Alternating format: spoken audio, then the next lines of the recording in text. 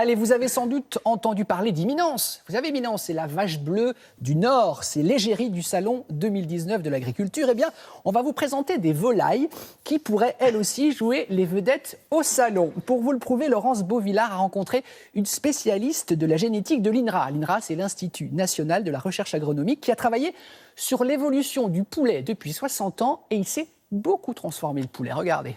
Il a des... Petit. Allez, on va venir. Tiens, je peux peut-être reprendre. Ça, c'est un poulet, mais pour les scientifiques, eh bien, c'est un marqueur de l'évolution humaine, parce que le poulet d'il y a 50 ans n'avait pas du tout la même tête que celui d'aujourd'hui, et ça, c'est un peu de notre faute.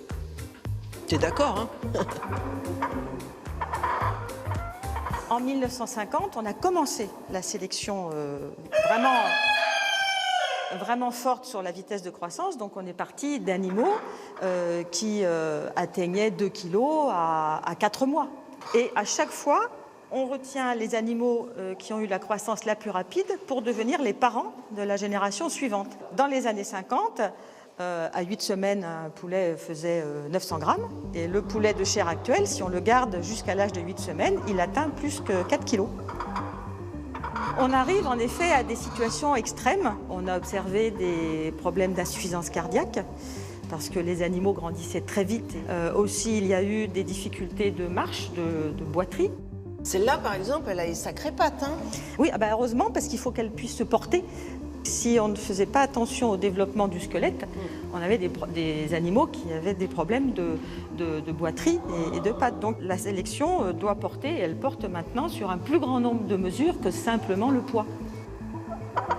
Et cette poule-là, c'est une lignée que nous avons à l'INRA, sur laquelle on a associé différentes variants, comme la crête en pois, le gène cou nu et puis les pattes courtes.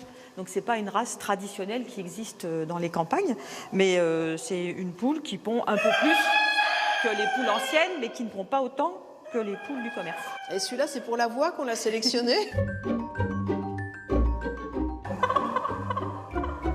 La rousse, on l'a choisie pourquoi? Alors au début, c'était une race qui pondait assez bien, et ce ne sont pas les mêmes races qui ont été utilisées pour la sélection du nombre d'œufs ou la sélection du poulet de chair.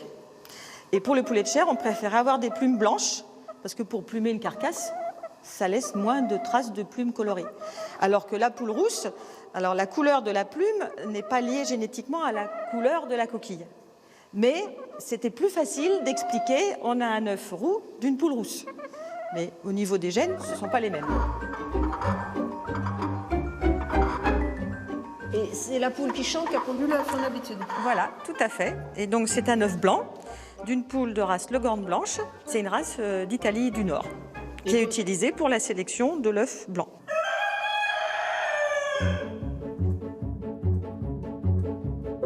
Le goût de l'œuf dépend beaucoup de l'alimentation.